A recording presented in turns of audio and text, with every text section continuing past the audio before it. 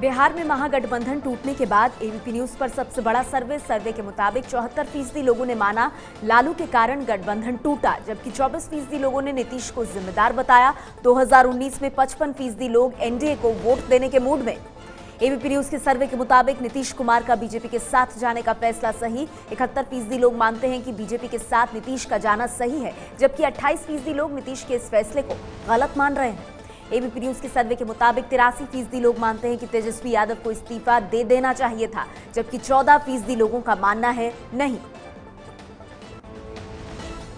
बिहार में नीतीश और बीजेपी की फिर बनी सरकार। सीएम पद से इस्तीफा देने के 15 घंटे के अंदर फिर बिहार के छठी बार सीएम बने नीतीश कुमार। कल विधानसभा में होगा बहुमत परीक्षण।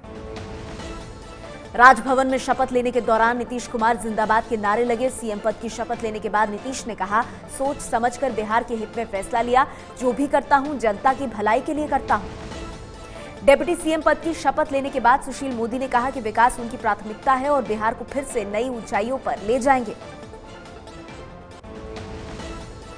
बिहार में नीतीश कैबिनेट में फिलहाल बीजेपी कोटे से 13 मंत्री और जेडीयू कोटे से भी 13 मंत्री बनाए जाएंगे। नीतीश कुमार सीएम और सुशील मोदी डिप्टी सीएम बने हैं।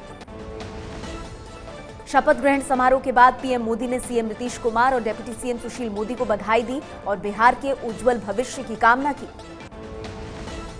नीतीश पर बरसे लालू, कहा तेजस्वी तो बहाना था, नीतीश को बीजेपी की गोद में जाना था। एबीपी न्यूज से खास बातचीत में लालू ने कहा, नीतीश ने बीजेपी के साथ जाकर सुसाइड किया है।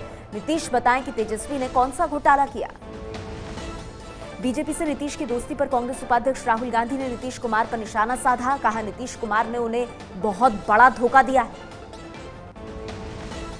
राहुल गांधी की बात पर नीतीश कुमार का पलटवार। नीतीश ने कहा, समय आने पर सबको अच्छे से जवाब देंगे। बिहार के लोगों के हित में फैसला लिया है। तेजस्वी यादव ने नीतीश कुमार पर निशाना साधा। कहा, उन्हें मोहरा बनाकर नीतीश कुमार ने चेहरा चमकाने का काम किया है। बिहार की जनता सब देख रही है।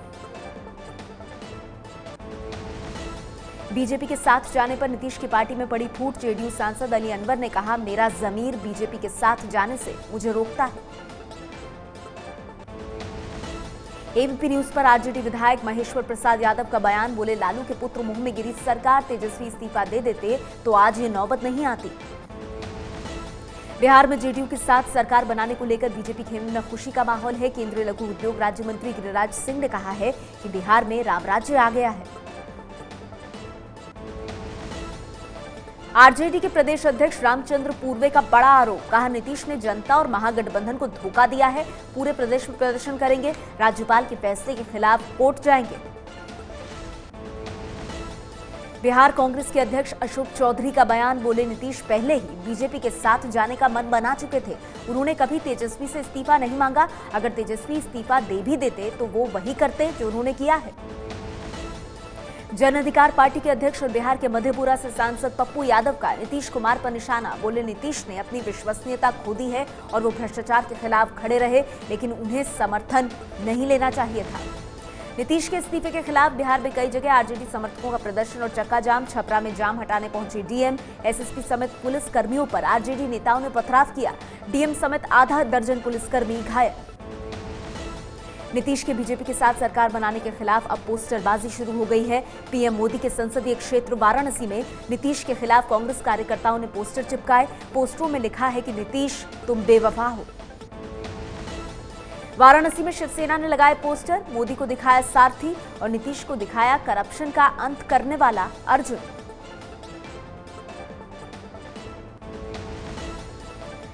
लालू परिवार पर संकट और गहराया। आईआरसीटीसी के होटलों को लीज पर देने के मामले में ईडी ने लालू, राबड़ी, तेजस्वी समेत कई लोगों पर मनी लॉन्ड्रिंग का केस दर्ज किया। लालू की बेटी मीसा भारती और दामाद शैलेश को भी ईडी ने नोटिस भेजा। दिल्ली के घिटोरिनी के फार्म हाउस खरीद के दस्तावेज दिखाने को कहा। पूछताछ में दोनों ने दस्तावेज दिखाने की बात कही थी।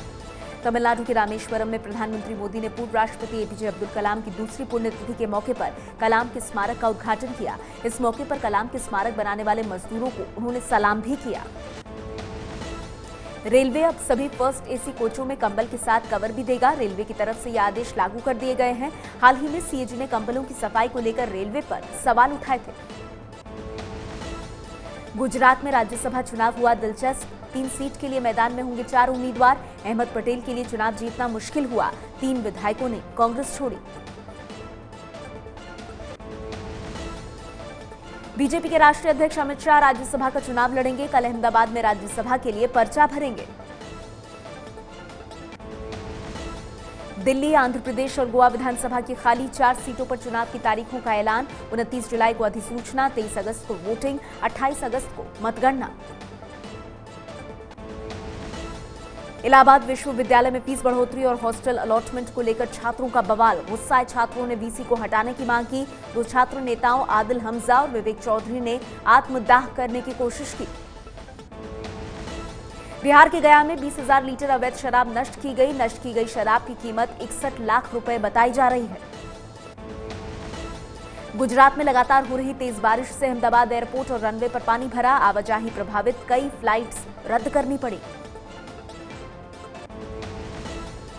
गुजरात में बाढ़ और बारिश, अब तक 123 लोगों की मौत इससे हो गई है। कई जिले बाढ़ से बुरी तरह प्रभावित हैं। बनासकांठा जिले में बाढ़ से हालात सबसे ज्यादा खराब। दिल्ली के नजफगढ़ में शराब पीने से रोकने पर बदमाशों ने ढाबा मालिक बाप बेटे को मारी गोली। पिता की मौत, बेटे की हालत गंभीर। यूपी के अंबेडकर नगर में ट्रक से दबकर हुई एक कांवड़िए की मौत पर जमकर हंगामा। गुस्साए कांवड़ियों ने पुलिस चौकी के साथ ही कई वाहनों में आग लगाई। मूक दर्शक बनी रही पुलिस। भारी पुलिस फोर्स बुलाकर हालात पर काबू पाया गया। यूपी के कासगंज में रुपयों के लेन देन को लेकर 2 पक्षों में भिड़ंत। फायरिंग में एक युवक की गोली लगने से मौत। दूसरे पक्ष के युवक को भी पीट पीट कर मारा। इलाके में तनाव।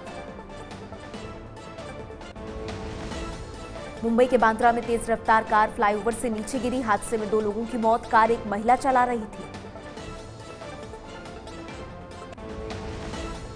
मध्य प्रदेश के इंदौर में 4 घरों में करीब 30 लाख रुपए की संपत्ति की चोरी। सीसीटीवी में कैद हुई चोरी की तस्वीरें।